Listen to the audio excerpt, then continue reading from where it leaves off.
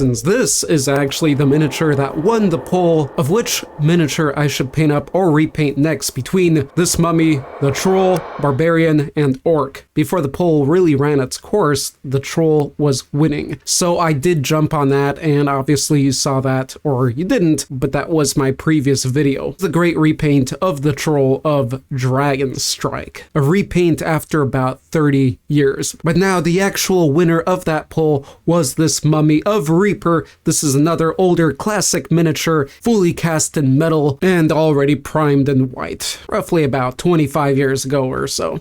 Look, I've got a bit of a backlog of old miniatures that I have, and I don't want to just throw them away or give them away as they're miniatures. And I do still appreciate them, but also they're great pieces for painting as masterpieces or just for practice before I get into buying more miniatures or spending any more money on the hobby than I really need to. So back now to this mummy. This is Khalith, the mummy king of Hakir. And as I said, a product of Reapers. Like the vampire orc that you might have caught me painting pretty recently here as well, being cast in metal makes this miniature a little bit more unique for me, and it definitely raised my appreciation for the quality that metal cast miniatures held and hold. For upon closer inspection as I was painting this, I was really surprised to find one of the bandages on the mummy. There's one on the back of its leg that just lifts off a little bit off the body and then combines back with the body. That is something you will not see much with plastic miniatures these days,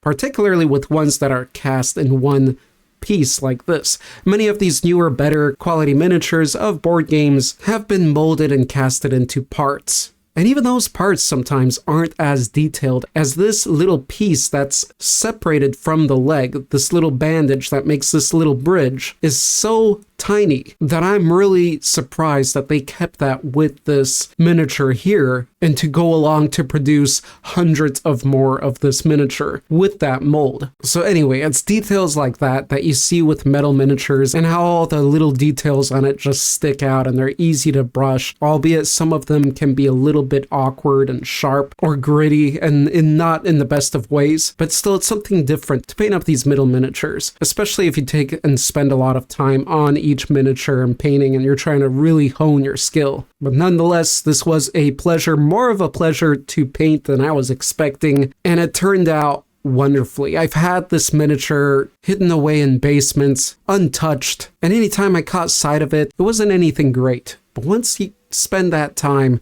put that paint on there, I'm really pretty impressed with the details behind this mummy and the craftsmanship from conception to quality duplicates. I gave it what I call my grim dark treatment, basically highlighting it from the front from a particular light source that you would see as a character battling this somewhere in a dungeon or out on the sands in darkness, leaving the back of it quite dark as well as some bottom and out of light areas of it.